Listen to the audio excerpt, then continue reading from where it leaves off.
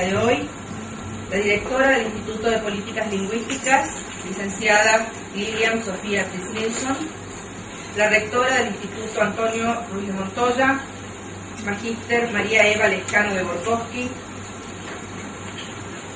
coordinadores de carreras, docentes y estudiantes invitados, público en general, a todos, muchas gracias por su presencia.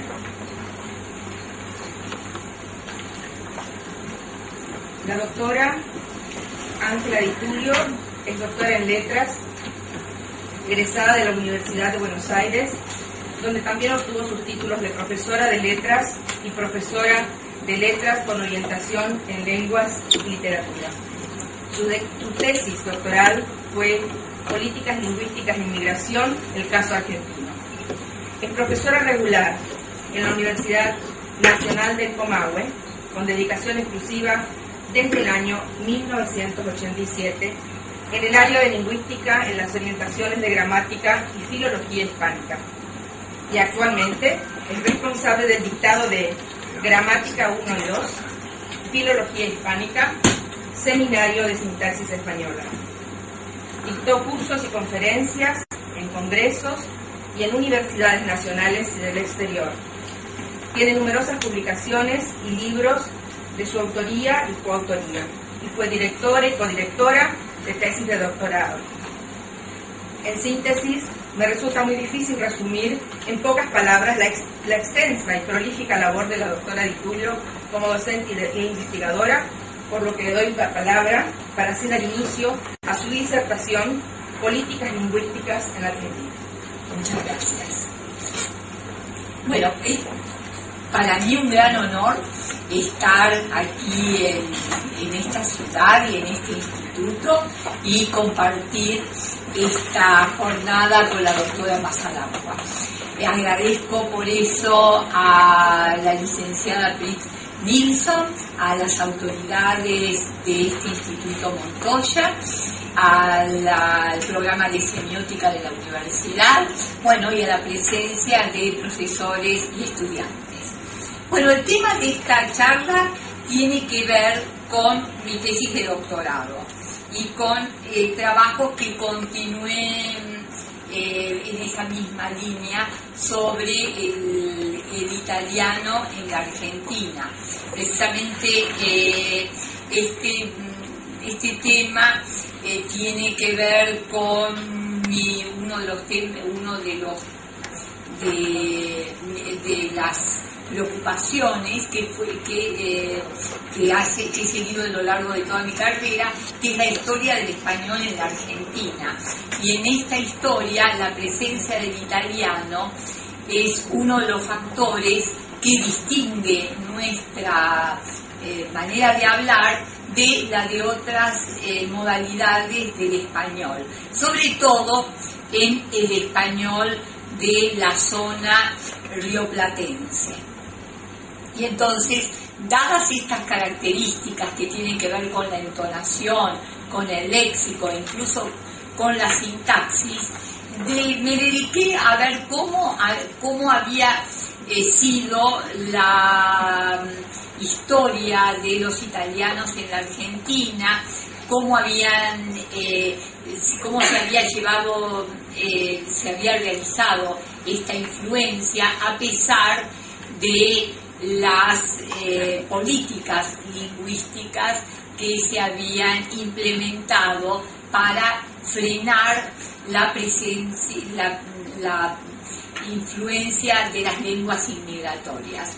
Bueno, y este es el resultado de una investigación que seguí en mi tesis. Bueno, para comenzar,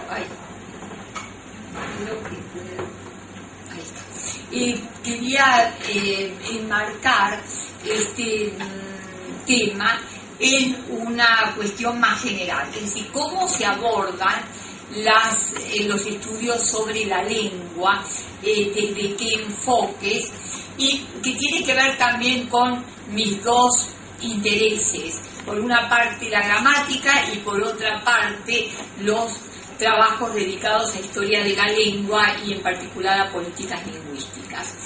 En este sentido creo que hay dos maneras en que el lingüista puede acercarse a la lengua. Por una parte, estudiando la lengua internalizada que todos los hablantes de todas las lenguas tenemos en nuestro cerebro y que proviene de una dotación genética que es característica de todos los seres humanos.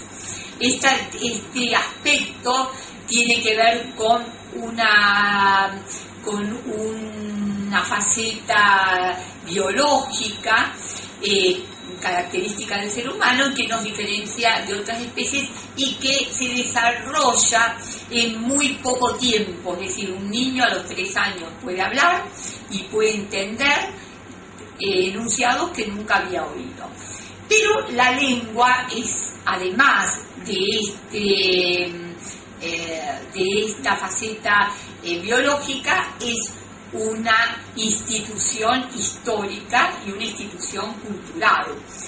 En este sentido, podríamos decir que la lengua es una ficción, no es una realidad que pueda ser precisada por criterios estrictamente lingüísticos. Es decir, no hay ningún criterio lingüístico que diferencie una lengua de un dialecto. Y esto se ve muy claro en el italiano, por ejemplo. En el italiano, los dialectos, que fueron las formas populares de hablar hasta mediados del siglo XX, de la forma en que se expresaban la mayor parte de los italianos, tenían diferencias muy notables entre ellos y a veces algunos dialectos no se comprendían con otro, de manera que eran lenguas en el sentido de que no existía esa posibilidad de intercomprensión, cada uno con su gramática, cada uno con léxicos diferentes, con un sistema fonológico diferente. Pero estos dialectos no se estandarizaron, no tenían la codificación necesaria para convertirlos en lengua. A diferencia de lo que ocurría, por ejemplo, con algunas lenguas nórdicas que sí que se comprendían entre sí, pero que había una política, una intención de diferenciarlos, por ejemplo, a través de la ortografía. Entonces, atrás de una lengua, de lo que hace que una lengua, que un dialecto se convierta en lengua, es siempre una intención política. Y por eso la definición de Weinrich de que una lengua es un dialecto con un ejército y diríamos con una burocracia. O también otra definición más graciosa en que una lengua es un dialecto con suerte. Y esto se vio, por ejemplo, en la historia del español. Entre todos los dialectos que formaban la España del siglo XV, el castellano se impuso a través del ejército en la lucha por la reconquista española contra los árabes, y también se impuso a través de una corte, la corte formada por los reinos de Castilla y León. Entonces, esta idea, este abordaje de la lengua tiene que ver con un objeto ya no interno en el cerebro de cada individuo, sino como un objeto externo, que en cierto modo, como decía, es una ficción que se hace realidad, una ficción, quiero decir, en términos quizás extremos, pero bueno, un dialecto que ha tenido la suerte de estandarizarse, por ejemplo, a través de una gramática. Pensemos en el castellano, la gramática de Nebrija en 1492, y luego otras gramáticas que codificaron esa lengua y que fue acompañada también por diccionarios. Diccionario y gramática son los instrumentos de codificación. Entonces, la lengua como este objeto, como una realidad externa, da lugar a representaciones, es decir, a objetivaciones de esa lengua, suscita actitudes y muchas veces requiere o da lugar a políticas lingüísticas para encauzarlas en situaciones de conflicto. Ahora, estas representaciones forman un imaginario acerca de la lengua. Entonces, ¿cómo se la piensa en la sociedad? ¿Cómo la piensan sus intelectuales?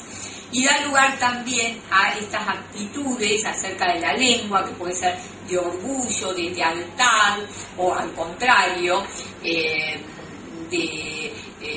vergüenza o de falta de lealtad, y constituyen lo que podríamos llamar una ideología lingüística.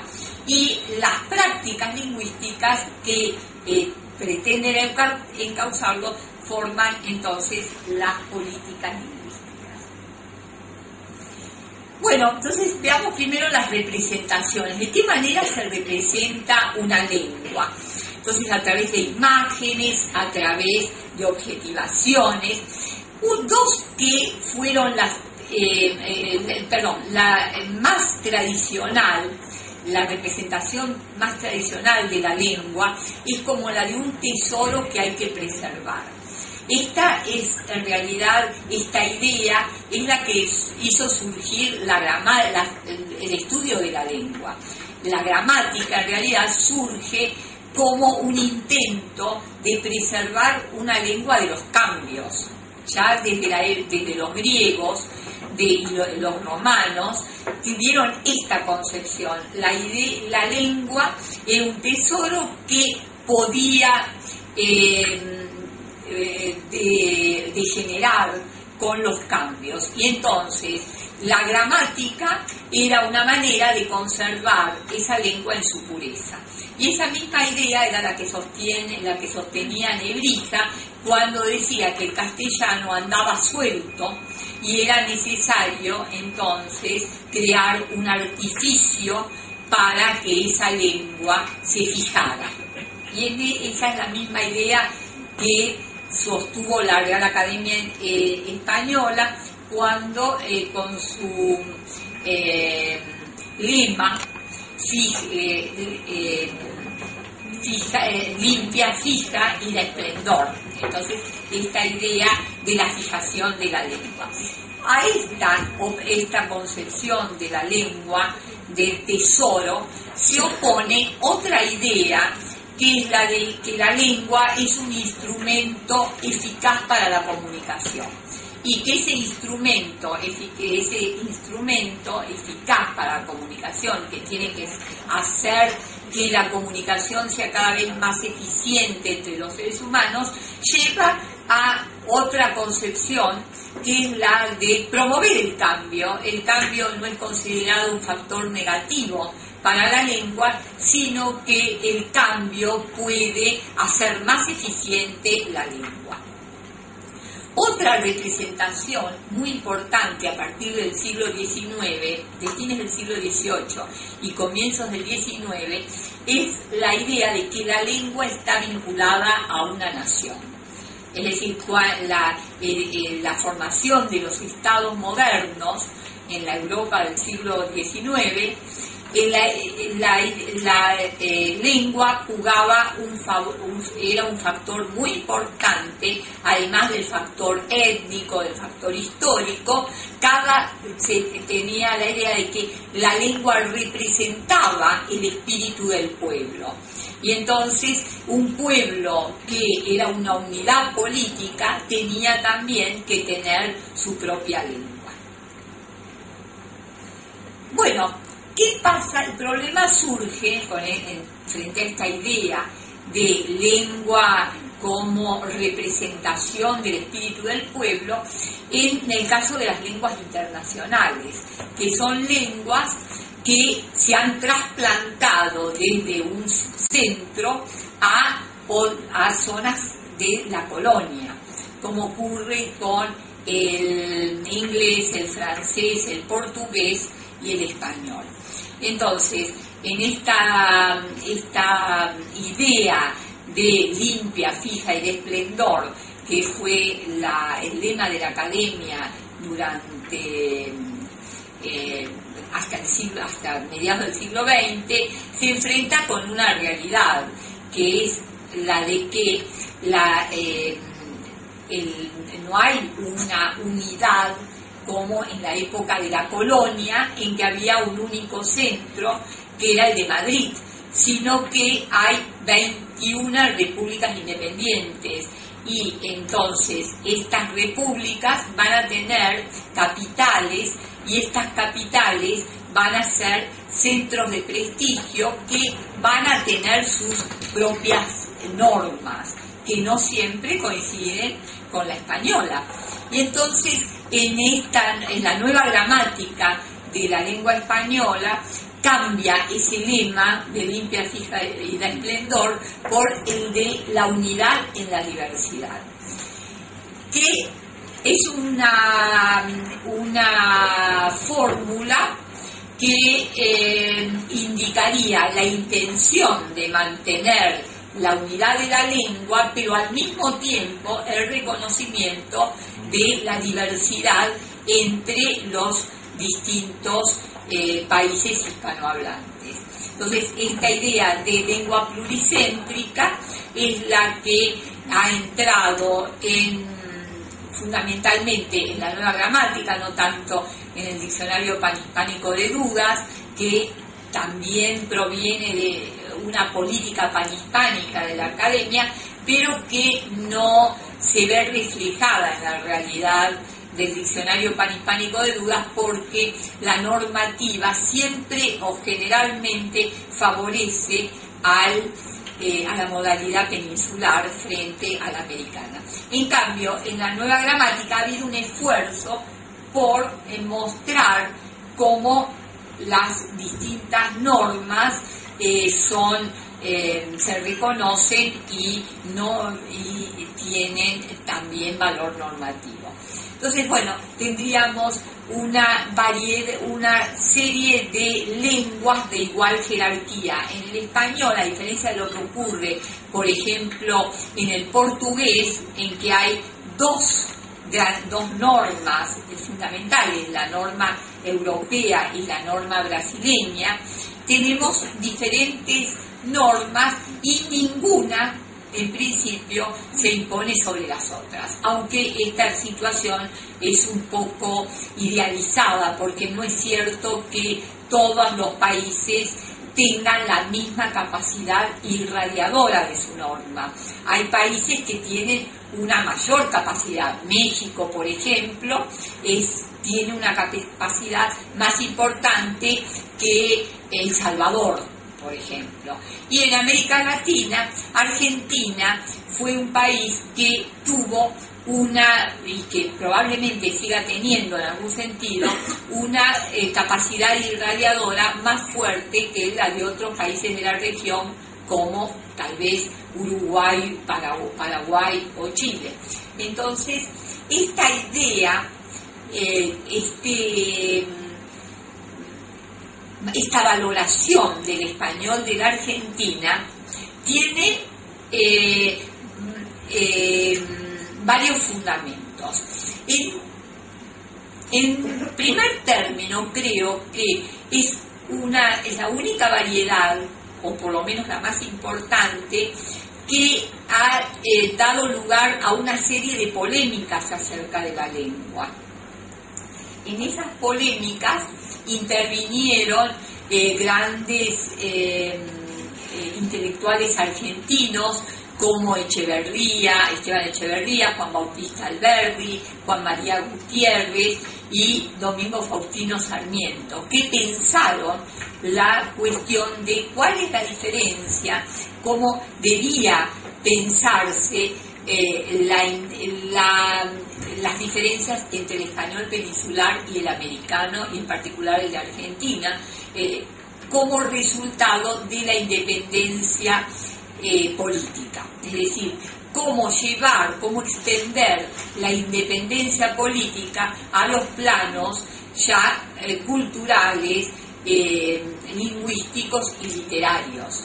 Entonces, estas polémicas muy ricas, algunas no en Argentina, por ejemplo, Sarmiento propuso una reforma ortográfica en Chile, muy audaz para su época y por eso no fue aceptada. Pero bueno, Sarmiento siguió pensando en el tema de la lengua, discutió con Bello acerca de la lengua y también los otros autores que mencioné.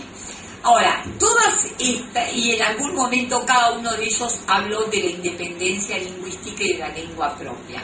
Sin embargo, el episodio que más trascendencia tuvo en la historia del español fue la publicación de un libro de un profesor francés, Lucien Abel, en 1900. Este libro se llamó Idioma Nacional de los Argentinos y proclamaba que en Argentina ya estaban dadas las condiciones para una lengua propia.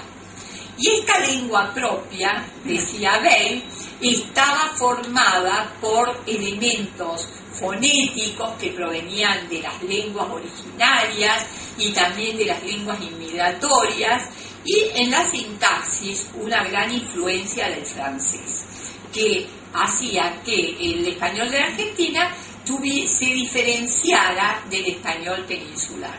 Y esta idea de la independencia lingüística era como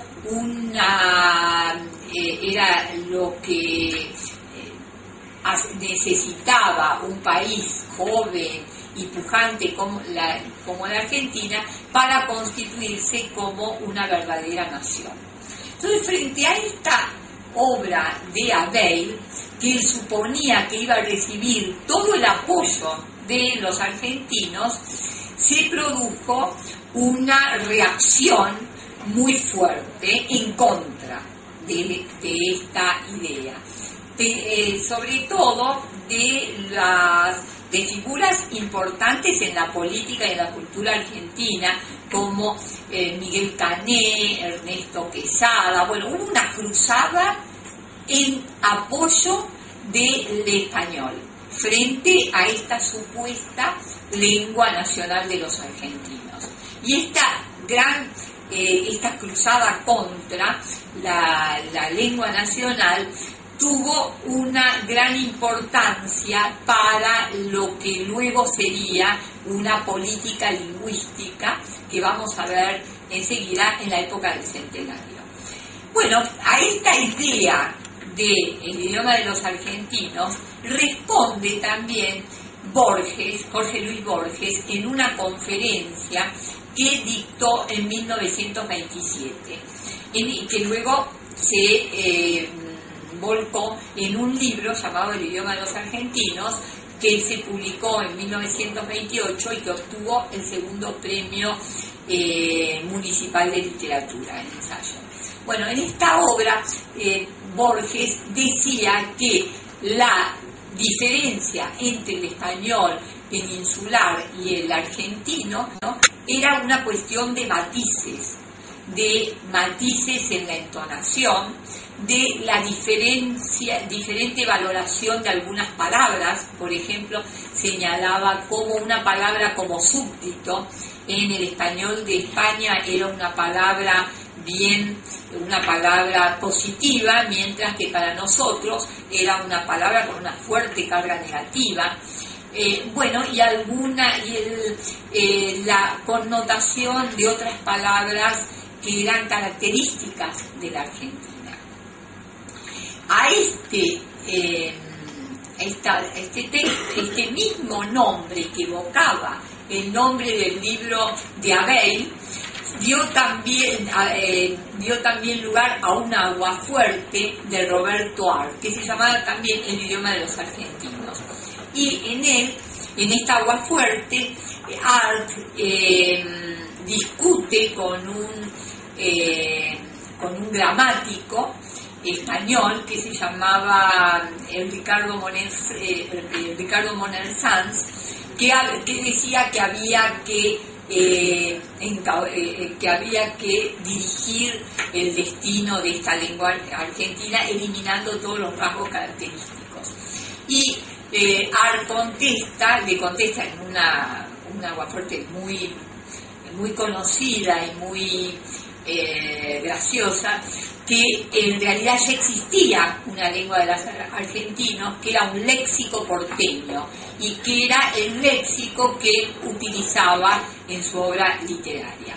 Y decía que el argentino, el escritor argentino, era como un boxeador que si bien no seguía todas las reglas del deporte, era eficaz en su juego y bueno, en su literatura. Entonces, veamos a ver entonces cómo son las actitudes que corresponden a estas representaciones. Hemos visto representaciones de diferentes tipos y en particular, en último término, representaciones de la lengua vinculadas a la nación. Las actitudes tienen que ver con valoraciones acerca de la lengua. ¿Dónde se habla mejor? ¿Quiénes hablan mejor? ¿Cuáles son las características del hablar bien en una determinada comunidad?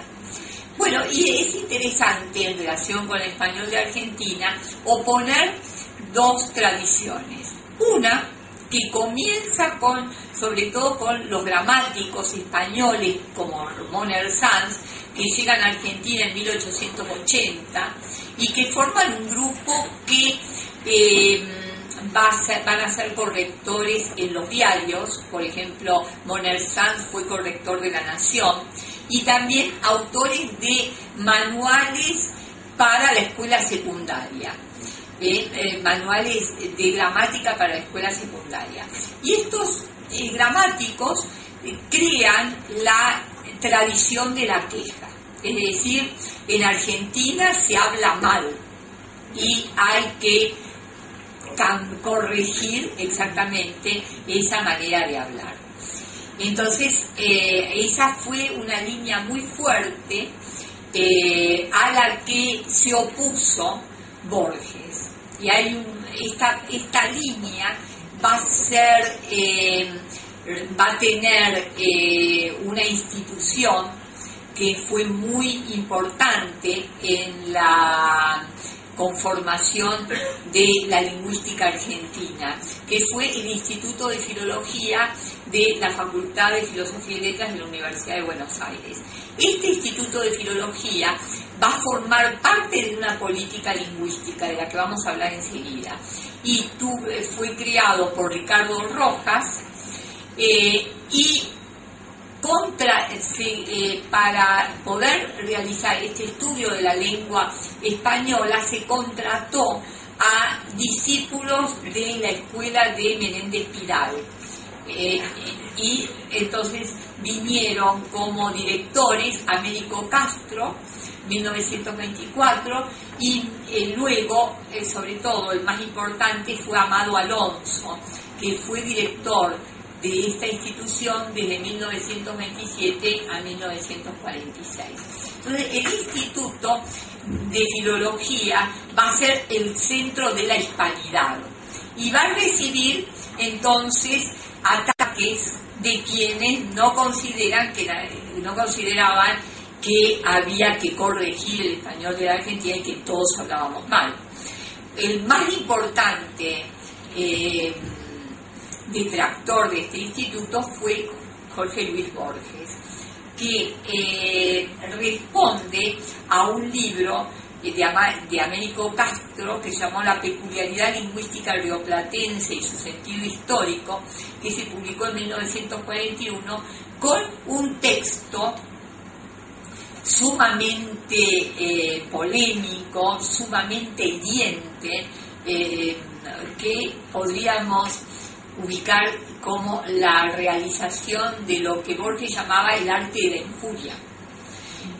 Bueno, y en este texto que se llama Las alarmas del doctor Castro, que se publicó en la revista Sur y que luego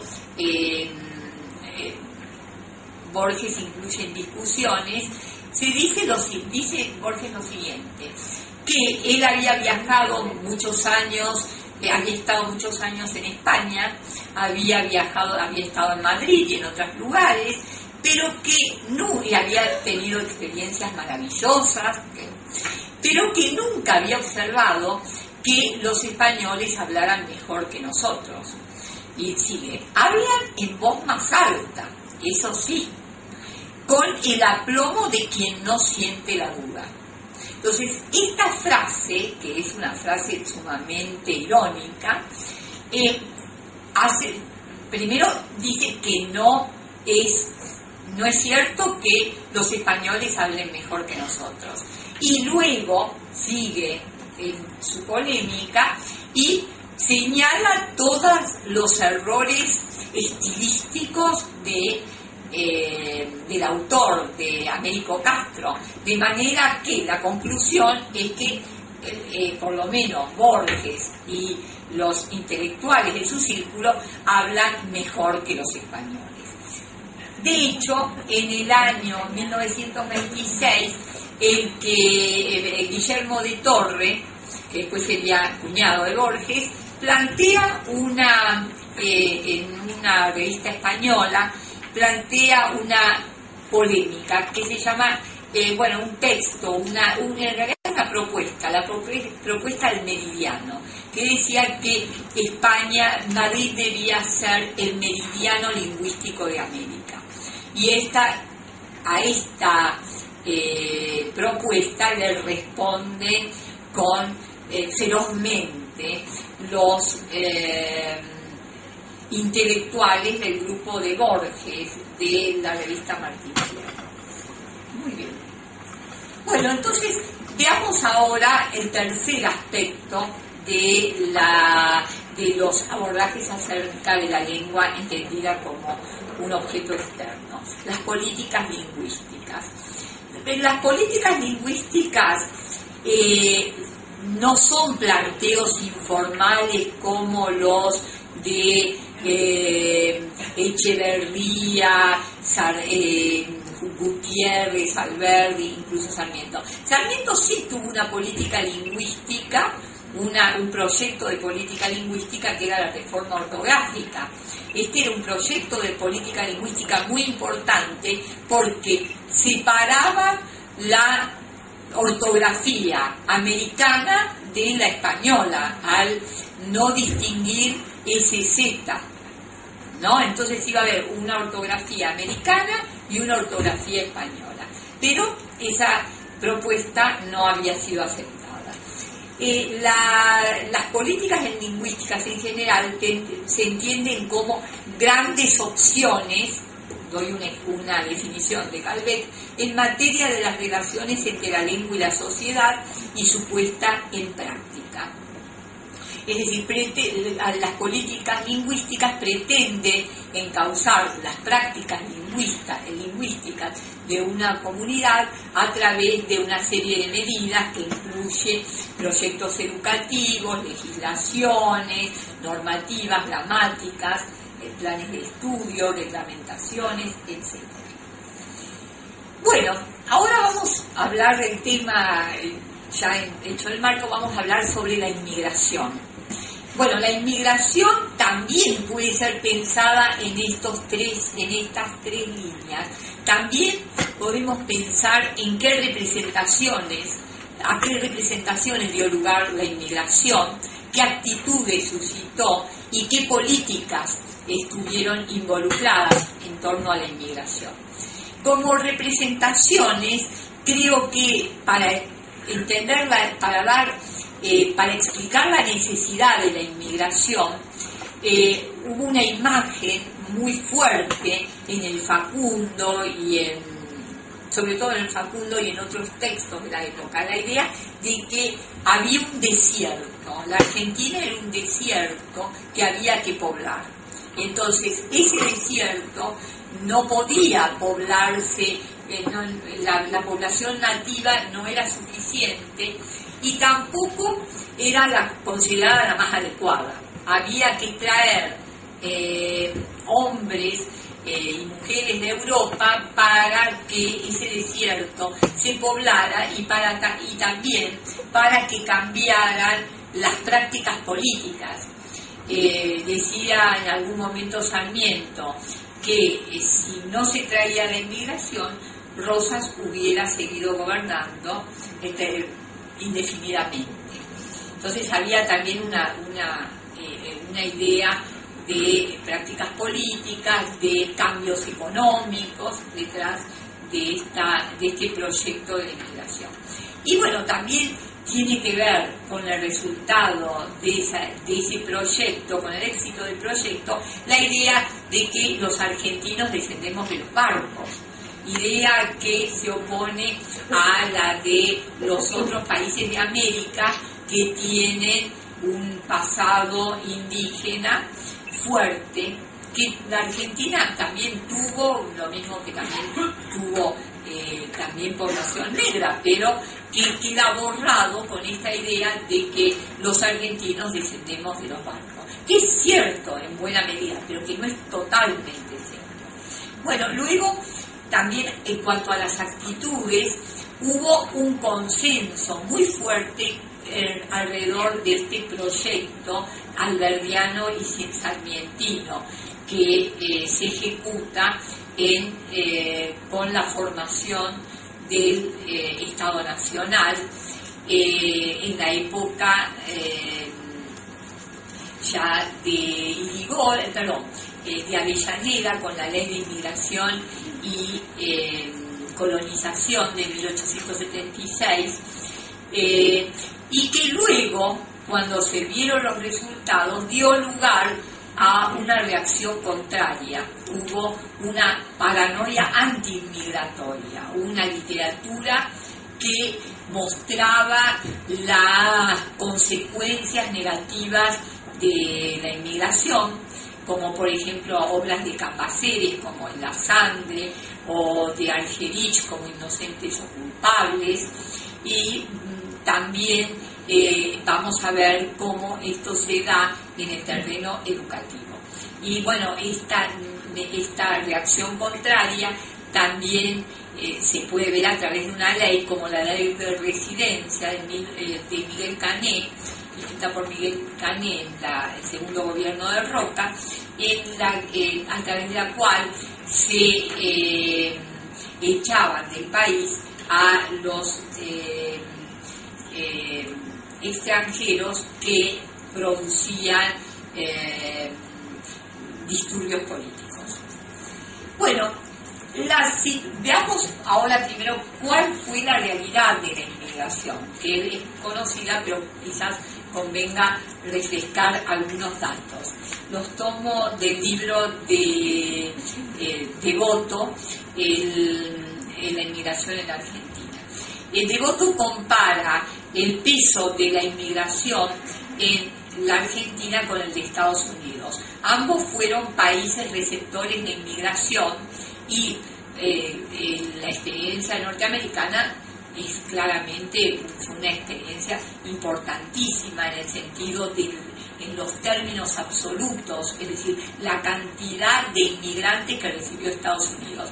Sin embargo, en términos relativos, es decir, teniendo en cuenta la relación que existe entre el caudal inmigratorio y la población nativa, la experiencia argentina fue todavía mucho más radical, mucho más importante. Lo que dice Devoto es lo siguiente: en los Estados Unidos los inmigrantes eran el 14,7% de la población total en el censo de 1890. En la Argentina, en 1895 eran el 25,5%, y en el censo, y en 1914 llega al 30% de la población total. Es una cifra que no se registra en ningún país del mundo. Fíjense ustedes cuáles son las polémicas sobre la inmigración en Europa hoy, que parece, bueno, los movimientos que ha generado la inmigración en distintos países, como por ejemplo en Francia, Le Pen, en Italia, la Liga del Norte, y no llegan al 5% de la población, los inmigrantes en Europa. En la Argentina llegaron a ser el 30% de la población. Y este 30% no se repartió de una manera equilibrada, es decir, en un determinado momento en Buenos Aires, en la ciudad de Buenos Aires, el 50% de la población de Buenos Aires eran inmigrantes. Luego, a esto seguía Santa Fe con un 35%, 7% en Corrientes, no, seguramente en Misiones habrá sido más que habrá sido más, bueno, no da el dato de Misiones de voto, pero sí dice que en algunas provincias eran el 2%, ¿no? En Catamarca y La Rioja. Bueno, ahora veamos los italianos, qué peso tenían en este gran caudal inmigratorio. Bueno, aquí me baso en otro libro de Voto, que es Historia de los italianos en Argentina, de 2004. Entonces, dice Devoto que los años comprendidos entre 1891 y 1900 dejaron un ingreso de 426.000 inmigrantes italianos, que representaban el 65,6% de los inmigrantes. De cada 3 inmigrantes, 2 procedían de la península. Es enorme. E incluso en la década anterior, de 1880 a 1890, el caudal era mayor, era de 494.000, pero el porcentaje era un poco menor al de 65% de esta década. Esta cifra, que realmente es impresionante, después se va reduciendo y va cambiando también la conformación de los inmigrantes italianos que llegan al país. En las 2 primeras décadas, de 1880 hasta 1905, la mayor parte de los inmigrantes procedían del norte de Italia. Primero, el primer grupo era el de los genoveses, que se expandieron en distintos lugares del país, pero ocuparon el barrio de La Boca, los geneises, ¿no? Y también los lombardos, los piamonteses y Vénetos. Es decir, todo el norte de Italia llegó en esta primera etapa. A partir de 1905, la inmigración italiana se va meridionalizando, es decir, comienzan a llegar inmigrantes italianos, pero sobre todo del sur, sicilianos, calabreses, napolitanos, de la Campania, de Abruzzos, y este va a ser el grupo mayoritario también en la segunda inmigración italiana, que es la de después de la Segunda Guerra Mundial. Este gran peso de la inmigración italiana se va cambiando hacia 1908, en que son superados por los inmigrantes españoles, sobre todo los gallegos. Bueno, y es interesante una nota de un libro que aparece de un inspector, el inspector general de escuelas, Ramos, que escribe la historia de la instrucción primaria en la República Argentina de 1810 a 1910. Y dice: entre los alumnos que cursan estudios en las escuelas oficiales de Buenos Aires en 1910. Este libro se escribe para el centenario. Dice, en este momento, ambos padres eran argentinos solo en un 21,30%, mientras que en el 41,91% los dos eran italianos. Es decir, casi el doble, prácticamente el doble. Y señala también Ramos. En algunas colonias del interior, Santa Fe, Córdoba y en los viñedos de Mendoza, se habla el italiano. El castellano vive como extranjero en medio del general parlar exótico de la totalidad de los vecinos. Bueno, entonces, el italiano la presencia italiana se destacaba por su masividad y por su visibilidad. Y esto se ve en las distintas denominaciones que recibía el italiano. Y aquí también se van a ver algunas actitudes que van vinculadas a la presencia italiana. Uno es bachicha, y esta designación se daba a los genoveses porque parece que había muchos que llamaban a sus hijos Bautista. Entonces la deformación del Bautista era bachicha. Bueno, gríbano, tarugo, huífaro, cocoliche, napolitano. Esto ya va mostrando cómo va cambiando la inmigración. Y de este napolitano surge tano, ¿no? Que es el más general. Bueno, y menciono tomo una cita de Sarmiento en su polémica acerca de las escuelas italianas de Santa Fe. Se habían creado en Santa Fe unas escuelas italianas en las que se enseñaba, la instrucción se realizaba en italiano. Y Sarmiento estaba furioso con estas escuelas italianas y sobre todo porque se había realizado un congreso pedagógico italiano en Santa Fe. Entonces publica una serie de artículos en el diario El Nacional acerca de estas escuelas italianas que luego se reúne en La condición del extranjero en América, que es uno de sus últimos libros. Entonces dice Sarmiento, pero en el Río de la Plata, ¿para qué difundir el italiano? ¿No está bien con el español? ¿No está bien con el español? Es para que los bachichas, patrones de lanchas y los boletillas nos comuniquen su civiltà.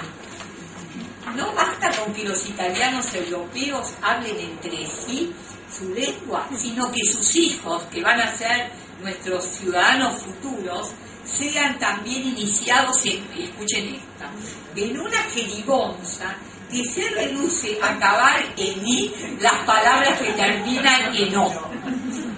Bueno, entonces, ¿por qué? Pero de todas maneras hay que Sarmiento estaba muy enojado con los italianos porque ya había como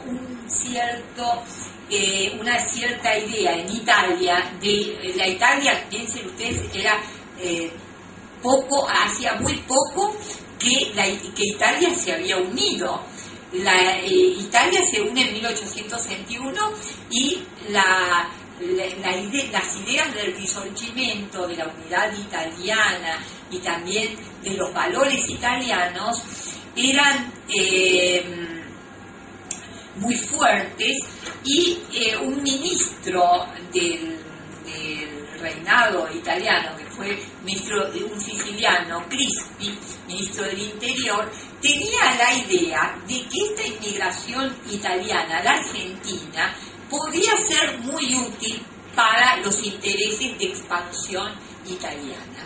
Bueno, hay una cita de esta ley Crispi que dice lo siguiente: la conservación de la lengua es el instrumento principal para mantener vivo el lazo de la emigración con la madre patria. Pero es más, el aparato escolar y paraescolar tiene que realizar no solo la instrucción y elevación de nuestros trabajadores, sino también la propaganda de la cultura como medio de penetración y de influencia comercial. Bueno, esto no le caía muy bien, no cayó muy bien a los gobernantes argentinos, sobre todo una imagen que comienza a circular es que Argentina era una colonia sin bandera. Y entonces comienza a plantearse la idea del posible peligro que podían significar los italianos. Bueno, y entonces hay una serie de polémicas acerca de este problema italiano, el peligro italiano. Y uno que un intelectual de la época que lo plantea claramente fue Ricardo Rojas en 1909 en su Restauración Nacionalista. Y él dice que la inmigración italiana era la mejor de todas las que había recibido, porque por su capacidad de trabajo y de adaptación, de asimilación. Y en esto lo ponía a la inmigración judía, que la llamaba los inasimilables, porque tenían, eran textos muy... había habido en 1906 una denuncia de un inspector, Babio, que había visitado las colonias judías de Entre Ríos, y se había encontrado con que en estas colonias los maestros, los que enseñaban, eran rabinos y que no hablaban español, y por lo que vio Babio tampoco tenían idea del país en donde estaban.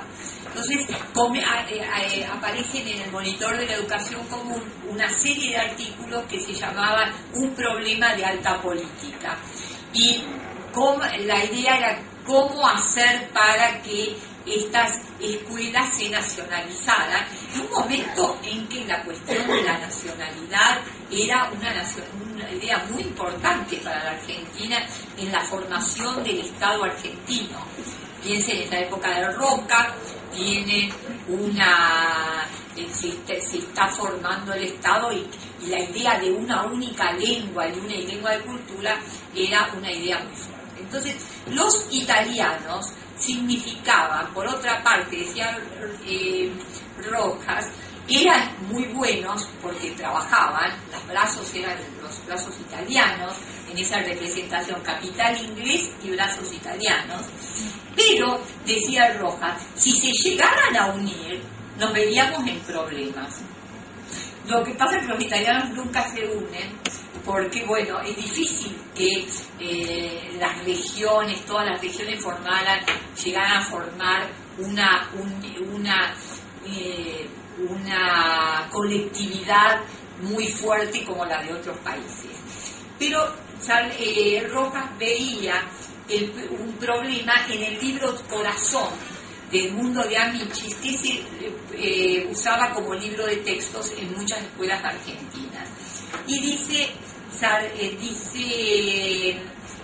Rojas, un niño argentino hablaba fervorosamente de la bandera tricolor y elogiaba patrióticamente el heroísmo de los soldados sardos. Entonces esto le parecía sumamente peligroso, y de hecho el libro Corazón va a ser prohibido de las escuelas argentinas, y se van a escribir versiones argentinizadas del libro Corazón. Claro, de los argentinos, o del el pequeño vigía lombardo y todos esos. Bueno, otras manifestaciones de lo que entendía Rojas como colonialismo italiano eran las escuelas italianas, que ya habían denunciado Sarmiento, en las que colgaban los cuadros de la familia real italiana, o la estatua de Garibaldi en la Plaza Italia de Buenos Aires. Entonces comienza esta idea de que los italianos podían representar un peligro. A esto se unía la cuestión de la lengua. Los italianos hablaban distintos dialectos, prácticamente el italiano estándar no se impuso en Italia hasta mediados del siglo XX, cuando llegan los italianos a comienzos del siglo XX, solamente el 18% de los italianos hablaba la lengua estándar, el resto hablaba dialecto. Y decía Gramsci, un gran pensador y un pensador político, pero que tenía una formación muy importante, una formación lingüística muy importante, y cuando es apresado por el fascismo, escribe desde la cárcel una serie de cuadernos. Y el tema de la lengua era en Gramsci un tema recurrente. Señala así lo que era la realidad lingüística italiana. En Italia existen muchas lenguas populares. Son los dialectos regionales que se hablan normalmente en las conversaciones íntimas, en las que se expresan los sentimientos y los afectos más generales. La lengua literaria todavía es en buena medida una lengua cosmopolita, una especie de esperanto que nadie hablaba. Bueno, entonces los dialectos italianos en la Argentina, ¿cómo se representan estos dialectos? Uno de ellos es el genovés, y el genovés, hay una obra, un folletín que escribe un argentino o un uruguayo que quiere representar burlonamente la manera de hablar de los genoveses, y escribe un folletín que se llama Los amores de la Chacumina, escritas por el hijo del dueño de la fundita del Pacarito. Bueno, y aquí está este folletín que aparece en el diario El Liberal. Es un diario que hace la campaña de Juárez Selma. Tenía estas características lingüísticas. Todo está escrito en esta lengua híbrida entre genovés y español. Leo por supuesto que Chacumina sempre tenía más de 20 novios, no solamente per la pierna burda, sino por la carita colorata e otra cosita redonda que en el cuerpo sobresalía. Allí no había engaño, todo era burdito y macizo.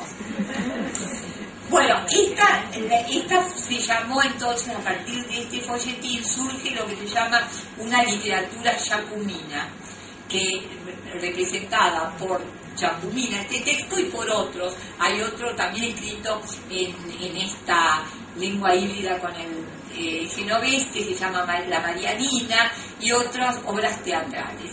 Pero más importancia tuvo lo que se llamó la literatura cocoliche, que comienza cuando en el circo de los hermanos Podestá, que también eran genoveses, se incorpora en la obra Juan Moreira un personaje italiano que va a ser un calabrese y se va a llamar Francesco Cocoliche.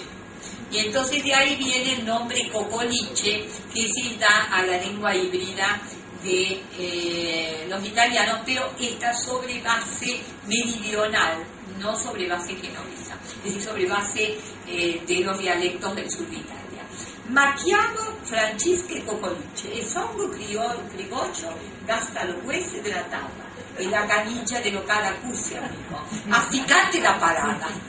De un personaje cómico que se convierte en una presencia obligada de todos los sainetes, como el personaje que hace reír. Y esta lengua híbrida entre el italiano y el español ya había sido también notada por Edmundo de Amicis, el autor de Corazón, en su obra Sull'Oceano, en el que describe su viaje desde Génova a la Argentina. Y ahí se encuentra con un molinero que era un inmigrante italiano que había venido a la Argentina y que después viajó a Italia para encontrarse con su familia, y al regresar un poco desalentado porque no había sido aclamado como gran personaje, habla en esta mezcla de italiano y argentina. Y dice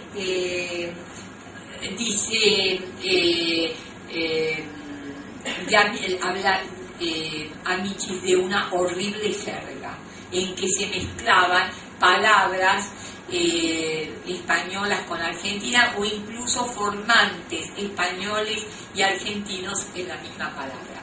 Pero lo interesante es que cuando llega a la Argentina, de Amici, que era piamontés, es invitado a dar unas conferencias en Buenos Aires, pero luego a visitar unas colonias en Santa Fe. Y lo invitan sus paisanos, y cuando sale de la colonia sucede lo siguiente.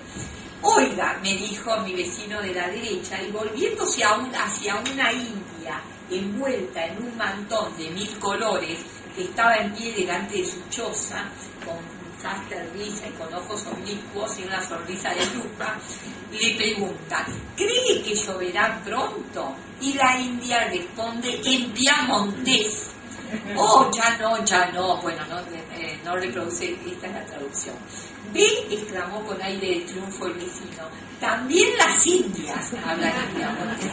Es decir, que el piamontés se había convertido en la lengua franca de esa colonia, incluso hablado por los indios. Muchas palabras de los dialectos italianos cambian y en el lunfardo. Por ejemplo, un melodicismo, deschiavare, ¿no?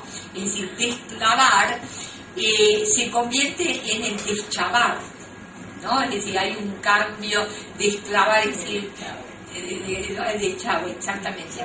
Es decir, hay un cambio semántico. Mangiare en italiano es comer, pero en el lunfardo significa entender. Entonces, ese juego es el característico del lunfardo. Toma una palabra, una expresión del italiano y la recicla y le da otro sentido, otra pronunciación. Bueno, valoraciones de la influencia italiana en el español de la Argentina. No voy a hablar porque me parece que quizás esté un poco pasándome del tiempo, pero quería señalar que hubo distintas valoraciones, pero en general son valoraciones que ubican la influencia italiana en el terreno de la lengua popular, en el vulgarismo, o la lengua familiar. El primer estudio sobre el español, la influencia italiana en el español de la Argentina, es de una italiana, Renata Dogni de Alperín, que es la madre del historiador Alperín Dogni. Y ella dice que el italianismo es esencialmente familiar y vulgar. Lo usamos en la conversación descuidada, pero lo desechamos cuidadosamente cuando pretendemos hablar con esmero. El italianismo viene de abajo, de las últimas capas sociales, y allí tiene su vida más lozana. Y muchos, doy esta cita también porque es la siguiente, porque es importante. La decadencia idiomática, esta idea de lo mal que se habla en la Argentina, llega con la inmigración, dice Avelino Herrero Mayor. Compárese la delicadeza expresiva de las fórmulas criollas de despedida, adiosito, hasta más ver, con el salivoso chau, que nos escupe asqueramente. Bueno, y Scalabrini Ortiz, en El hombre que está solo y espera, dice que esa experiencia italiana, que había sido masiva, va a dejar muy pocos resultados. Ha dejado pocos remanentes. Los apellidos italianos y unos 20 italianismos en el lenguaje popular, como todos muy desmonetizados. Fiaca, caldo, lungo, laburo. Bueno, en realidad se equivocó Scalabrini Ortiz, porque la influencia italiana fue mucho más importante que la que él suponía. En realidad, la entonación del español del litoral refleja cambia de la entonación tradicional, y Berta Vidal de Gattini la llama una entonación italiana. Bueno, el léxico del italiano está formado por elementos de la lengua popular y del lunfardo, pero también hay muchos elementos que entran en el italiano, en el español, y no tienen estas características. Estos son los que justamente ponían nervioso a Borges, porque él los italianismos los consideraba, formas también vulgares, pero por ejemplo, un italianismo como el tratativa o feta, ¿no? Nosotros no decimos loncha o lonja, decimos feta, y ese es un italianismo generalizado en todos los niveles sociales y no tiene una valoración negativa. Bueno, y Roberto Arlt, en cambio, decía: nuestro calor es el producto del italiano climatizado, que él reconoce como un factor positivo en nuestra lengua. Bueno, pasamos ahora a la Escuela del Centenario, que es en el centenario, entonces en 1910, Argentina celebra los 100 años de la Revolución de Mayo, y los celebra con actos muy importantes. Llegan representantes de España, de otros países europeos, y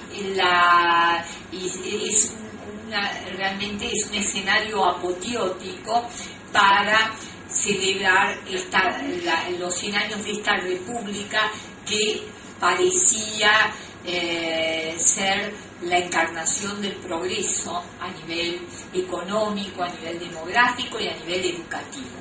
Entonces, la escuela del centenario, sin embargo, quiere representar todo este clima de euforia a través de un programa fuertemente nacionalista, que es lo que se llama la educación patriótica.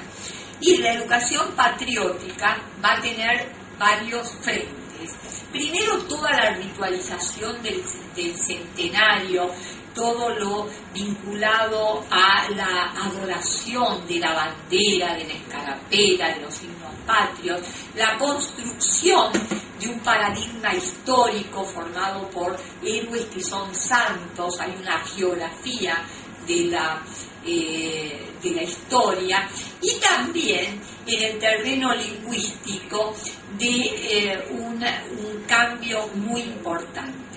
Esta nación que se estaba construyendo, este Estado que se está formando, necesitaba una lengua de cultura que no podía ser el jocoliche, o otra lengua inmigratoria, o la que había planteado Luciana Bey en el idioma nacional de los argentinos. Entonces, la idea de esta educación patriótica era insuflar esta idea de nacionalismo en los hijos de inmigrantes, de manera que ellos abandonaran la lengua de sus padres y tuvieran el orgullo de hablar como los argentinos, pero como los argentinos bien hablados, no como cualquier argentino. Entonces, la política, aquí se crea lo que yo creo que fue la gran política lingüística argentina, centrada en la eliminación de todos los rasgos característicos del español de la Argentina, y fundamentalmente el voceo, y tomar como modelo y como única lengua de la enseñanza el español peninsular. Entonces había que borrar lo que identificaba a la Argentina desde el punto de vista lingüístico y tomar entonces el español peninsular como la lengua que debía ser enseñada y a la que debían sujetarse los libros de lectura, las gramáticas, etc. Y esto, por ejemplo, se ve en una conferencia que dicta una maestra y que aparece en el monitor de la educación común. Esta maestra dice: nuestra rica lengua degenera, se cae a pedazos, se destroza arrasada por vándalos inconscientes que irrumpen en ella y por quienes conscientemente la tienen en poco por ser propia. Entonces, este clima de miedo, paranoia acerca sobre la influencia italiana lleva entonces a sostener los valores, otros valores lingüísticos, y así lo señala un inspector de escuelas en el monitor de educación común.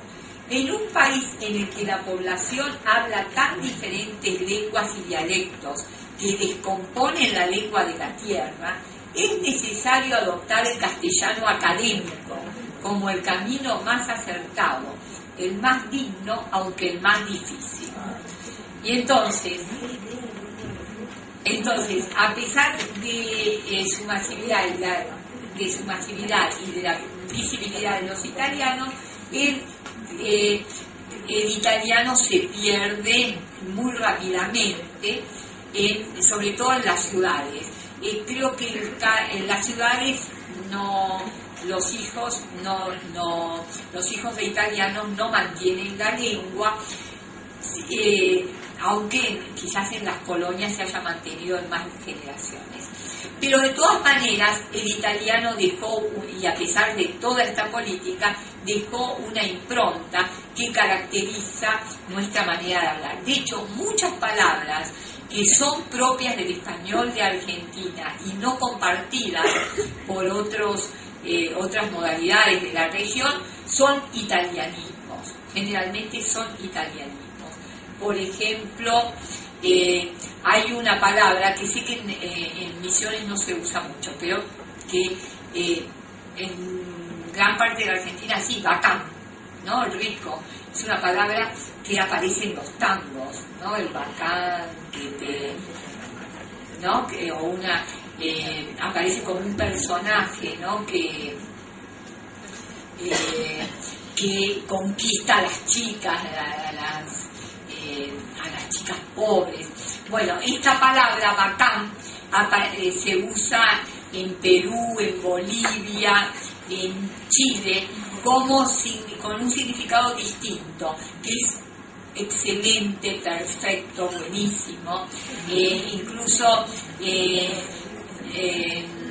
es como una palabra que tiene un valor muy positivo, y es de origen italiano, es del dialecto véneto. Bueno, entonces esta política lingüística se pone de manifiesto en la represión del rasgo más característico de nuestra forma de hablar, que es el voceo. El voceo había sido atribuido por Arturo Capdevila y otros gramáticos a la época de Rosas. Como Rosas, el gobierno de Rosas había sido demagógico y había exaltado la manera de hablar de los grupos más desfavorecidos. Se creía que el voceo se había extendido a partir de esta época. Sin embargo, en una gramática, lecciones de gramática de Marco Sastre de 1858, señala lo siguiente: el lenguaje familiar suele incurrir en la anomalía de adulterar la segunda persona del singular del presente indicativo e imperativo en las tres conjugaciones, diciendo amásteme, patís, amáteme, partí, lo que es una corrupción de los plurales, amáis, teméis, amad, teméis. Pero los profesores deben abstenerse de reprobar este uso en el seno de la familia, porque sería poner en choque a los hijos con los padres. Esto significa que el voceo está muy extendido y no podía haberse extendido en pocos años en la época del gobierno de Rosas, sino que seguramente habrá venido de la época colonial. Ahora, esta forma comienza a ser estigmatizada como una forma que debía eliminarse. Y así lo plantea un inspector de escuelas, Nicolás Truco, en el monitor. Dice: al visitar algunas escuelas, he hallado maestros que decían a los alumnos: sentate o parate. Este defecto debió ser corregido hace tiempo. El maestro tiene libertad para dirigirse al alumno empleando el pronombre tú o usted, pero hablar siempre en castellano, como si el voceo no fuera una forma de español. Y en forma parecida se pronuncia en una gramática para la escuela secundaria, un gramático español, Vera y González, que decía: el pronombre vos se conserva en América, y aunque solo en el lenguaje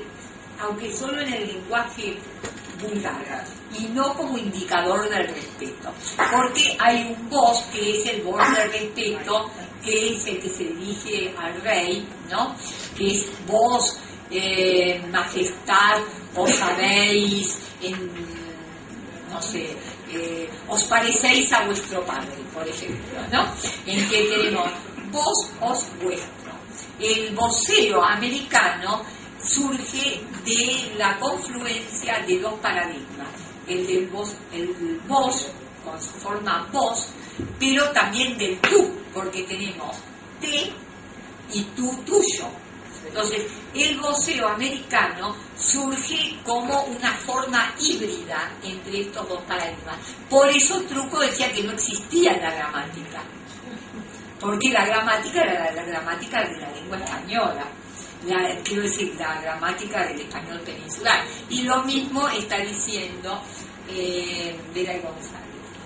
En tal carácter puede usarse en nominativo, vos, pero, y en todos los demás casos de la declinación, pero cuando se le da el verdadero sentido de la segunda persona del plural, no puede ir más que en acusativo y en dativo, y aún así reducido a os. Bueno, quiere decir que no había entendido que era el voceo, cuál era la característica del voceo americano, y por supuesto este voceo era rechazado. Y este voceo fue rechazado hasta muy tardíamente. En 1964 un académico, Carmelo Bonet, decía: será tarea larga y penosa el erradicar el vos. Y Justi, que era el presidente de la Academia Argentina de Letras, decía que se oponía al vos como un vulgarismo sintáctico por atentar contra la unidad de la lengua. Sustrae la literatura argentina, principalmente la narrativa, a la comprensión de los lectores de las demás naciones hispanoamericanas. Y de hecho, fueron muy pocos los escritores, los novelistas que usaron el vos en la literatura argentina del siglo XX. En realidad, a partir de 1960 hay una polémica en la revista Contorno, y ya Sábato adopta el voceo. Y también, pero por ejemplo, un autor como Mallea, un novelista como Mallea, eliminaba los diálogos para no usar el vos, para evitar el vos. Es decir, y incluso Art fluctúa entre el vos y el tú. Es decir, que había una fuerte, una estigmatización muy fuerte. El reconocimiento de la Academia Argentina de Letras se da en 1982 en una y dice lo siguiente, que se acepta el voceo monoctongado, es decir, el general, siempre y cuando se conserve dentro de los límites que impone el buen gusto. Esto es, huir tanto de la afectación cuanto del vulgarismo. Está diciendo que no se aceptan todos los voceos. Por ejemplo, en Córdoba hay dos voceos distintos. El voceo de clase media y clase alta, que coincide con el general de Argentina, pero también hay un voceo de las clases bajas, que es el Anday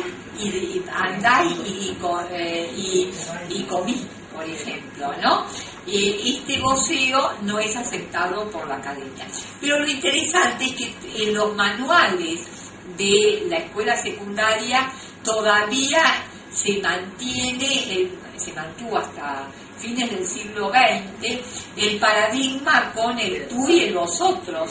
No aparece el voceo todavía, solamente a fines de 1997 vi un manual que incluía el vos. Y por otra parte, hay también, ustedes cuando escriben con Word, van a ver que las formas voceantes aparecen marcadas en rojo, de manera que eso marca cómo todavía se mantiene ese rechazo hacia el voceo. Bueno, entonces para terminar, con respecto al siglo XIX, hay toda una serie de planteos acerca de la lengua, pero que se mantienen en un nivel informal, que tienen que ver con cuál es la posición que ocupa nuestra modalidad lingüística después de la independencia, ¿no? Cómo la lengua debía democratizarse, debía estar abierta a los cambios, debía escribirse de una manera más llana y no cuidando la retórica que era propia de la escritura española de la época. Pero en el siglo XX es cuando en realidad surge una verdadera política lingüística que deriva de esta presencia masiva de la inmigración, de la existencia de estas lenguas inmigratorias y del miedo que había despertado en la élite argentina el proyecto del idioma nacional de los argentinos de Luciana Bell. Para contrarrestar todos estos factores, entonces la política lingüística es una política negativa, no es proponer algo nuevo, sino volver hacia la época colonial, en que había una única variedad de prestigio, que era la del español peninsular, la del español académico. Bueno, esto es todo.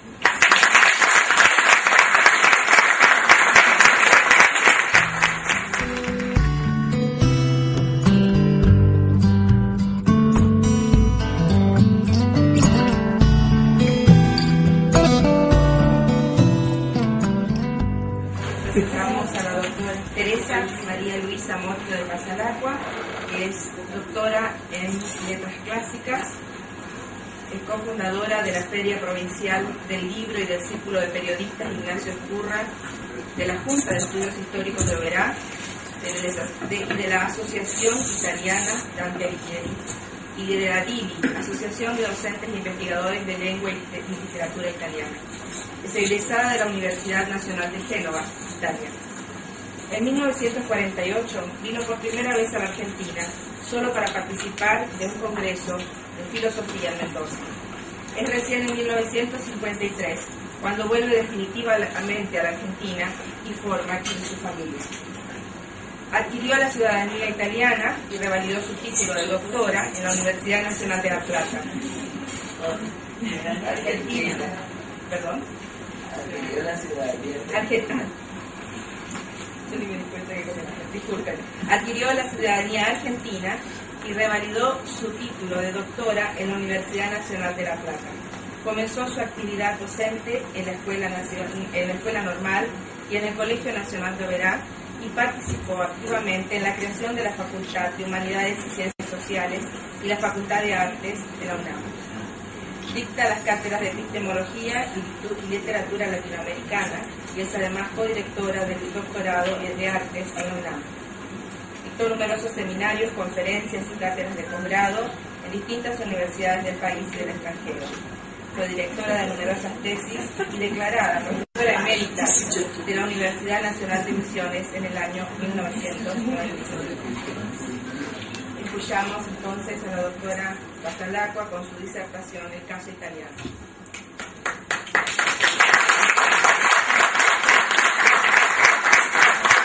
Parece que tengo espías, muchísimo de lo que dijo, puede ser idea acá. Y la señorita ya lo sabe. Al escuchar hablar tan bien, persona que habló antes, así se oye ahora. Entonces, si algo repito, total, repetita y duda, que se me llama normal. Yo soy un inmigrante, como puse en práctica todo lo que la señora dijo. Nací, soy una inmigrante italiana, argentinizada, o sea, argentina naturalizada. Nací a Santa Margherita Ligure, provincia de Génova, el 13 de septiembre de 1923. Mi padre era de profesión confitero y le gustaba pescar. Mi mamá atendía la confitería, leía el diario todos los días y a la noche reunía a sus amigas para charlar. Y en el retrobotella del invierno y en la vereda frente al negocio en el verano. Éramos 4 hermanos: Luis, Francisco, Ana y yo, Teresa.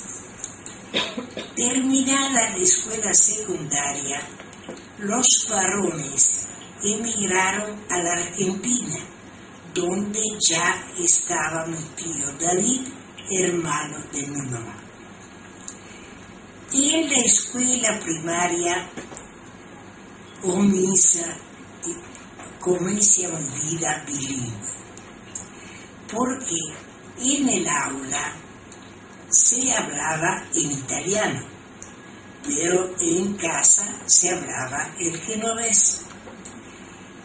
El italiano, en realidad, es un dialecto, el dialecto toscano. Cuando Italia fue una nación independiente a final del siglo XIX, se necesitó una lengua nacional que la unificara fuertemente. Se adoptó el toscano en homenaje a Dante Alighieri, personaje indiscutido de la letra italiana. Dicho de otra manera, si Dante hubiera nacido en Génova, hoy toda Italia tendría el genovés como lengua nacional. Y entonces todo inmigrante italiano, cuando llega a una nueva tierra, trae 2 idiomas y se choca con uno nuevo, en este caso el castellano, de forma que se convierte en trilingüe. Así que, cuando en el año 1948, ya doctora en letra en la Universidad de Génova y estudiante de filosofía en la Universidad Católica de Milán, fui invitada a participar en el primer Congreso Mundial de Filosofía que se realizaba en Mendoza, en Argentina. Acepté inmediatamente y partí de Roma para Buenos Aires con el primer viaje aéreo comercial de Héctor Huber. Fue el vuelo del bautismo de la Cruz, hoy la Italia. En Italia se estudiaba como lengua extranjera el español solo en la escuela de comercio. En los magisterio se estudiaba el alemán o el francés. Así que tuve que hacer un curso acelerado de español con el director de la escuela de comercio de mi pueblo y partí desde Roma para Buenos Aires, donde llegué el 20 de agosto del año 1948. De allí, con mi hermano Francisco, viajé a Mendoza, en cuya universidad se desarrollaba el congreso que mencioné. Cada orador hablaba en su lengua y había una red de traducción realmente admirable. Así que cada uno podía escuchar en su idioma patrio. Personalmente creo, no estoy segura, pero creo que allí decidí volver a Italia a terminar mi carrera de filosofía y aprender la lengua española y volver acá. Así hice. Y aquí estoy. Revalidé mi título italiano en mis títulos, la S que tragamos, mis títulos italianos en la Universidad de La Plata, y empecé a enseñar en la escuela secundaria y terciaria y a participar de las reuniones anuales de ADIL, Asociación de Docentes de Lengua y Literatura Italiana, que no tenía una sede fija y se realizaba en la universidad que lo pedía. Sus resultados son editados en libros de circulación académica en nuestro país, en el Uruguay, en Chile y en Paraguay. Acá hay un ejemplo de este libro, creo. Un ejemplo de las dificultades que tenemos que superar un inmigrante italiano es para mí el uso de los verbos auxiliares ser y haber cuando se unen al verbo de movimiento. Por ejemplo, sono venuto, he venido. y sobre todo las S finales, no plurales, del castellano. Por ejemplo, el castellano oral, porque cuando escribimos bien, porque sabe escribir, escribimos bien, ponemos bien la S al final de la palabra, pero hablando está excepción. Por ejemplo, nos vamos de vacaciones, directamente del film. Nosotros vamos de vacaciones. Como un error dificilísimo de corregir. A mí me costó, no me corregí tantos años en Argentina, porque cuando uno se entusiasma a hablar, ya la es segura. Otra dificultad, siempre para el migrante, por supuesto, es el uso y la pronunciación de la J, porque esta letra en vocabulario italiano no existe y la pronunciación es de G o N, según la vocal de la sílaba. Por ejemplo, Juan, en lugar de Giovanni, jueves, giovedì, juegos, gioco, gnocchi, gnocco. Así, esto solamente para decir un cambio, pero se aprende, pero la S no se aprende. Volviendo ahora al tema de Adilli, quiero contar que también se hizo un encuentro en Oberá, en la Facultad de Arte y Diseño de la UNAM, y del año 1993, y se publicó el libro de arte. En el acta de este congreso, el 9º de lengua y literatura latina,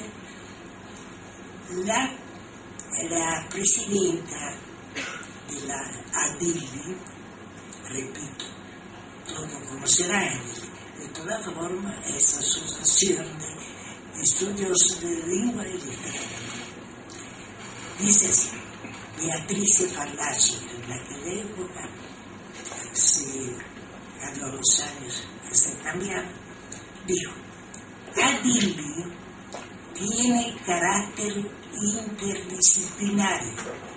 Se manifiesta en este congreso la literatura italiana y otros lenguajes artísticos con ponencias que reúnen a todas las áreas: Dante, la plástica, la música. En cuanto a la lengua, léxico italiano y léxico español, ha convocado trabajos sobre préstamos lingüísticos, experiencias con lenguajes sectoriales, bilingüismo, diversas proposiciones, educación para la lengua. En cuanto a mi aprendizaje de la lengua castellana, trabajé en el negocio de ramos generales de la Casa Italiana de Novedad, pero mi pasión era la docencia.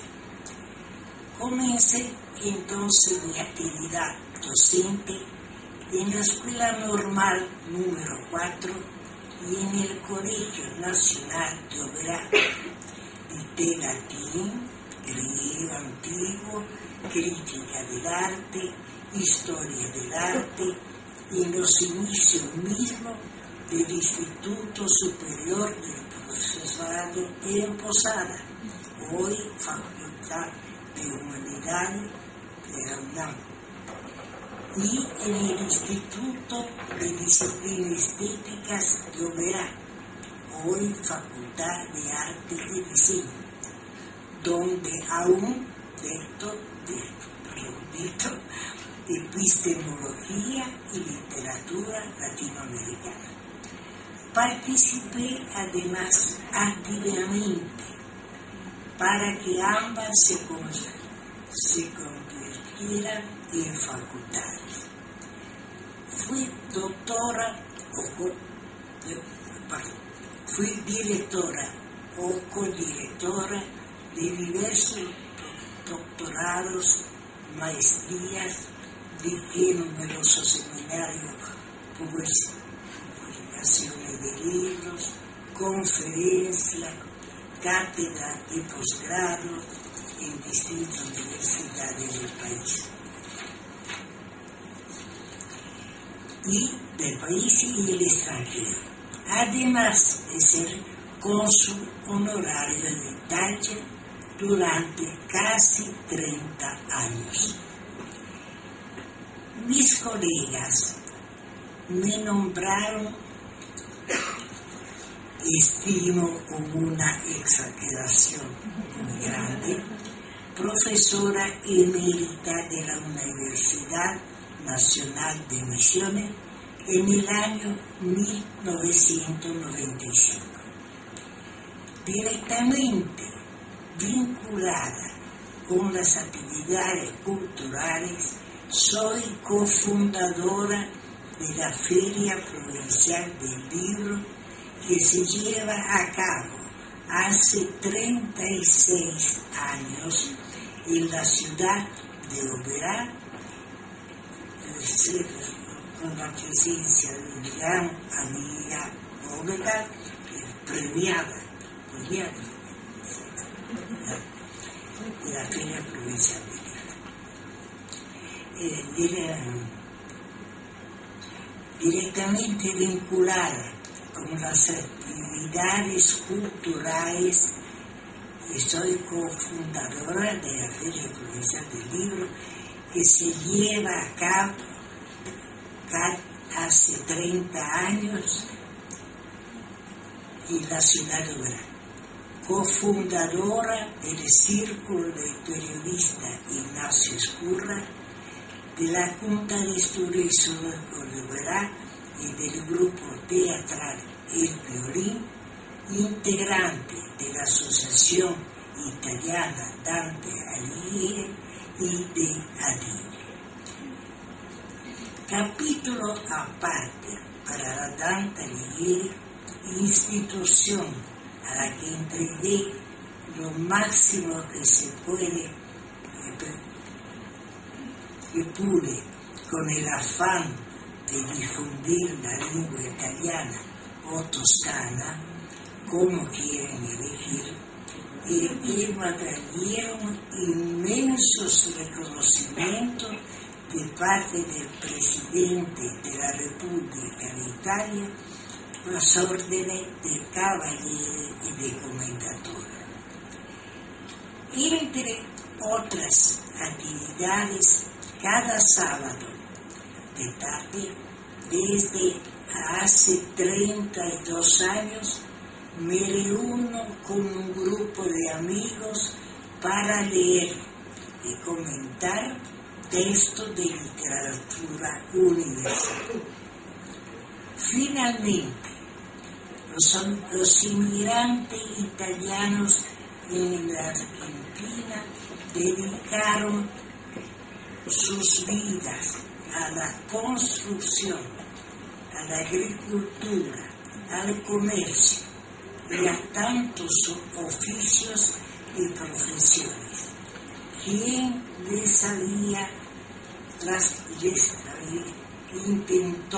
intenta dedicarle con acierto y error a ser un vehículo de difusión de la lengua y de la cultura italiana. Y hoy estoy aquí, invitada por mi ex alumna mi querida amiga Vicky, a quien agradezco públicamente el regalo que me hizo en el día de mi cumpleaños. Muchas gracias.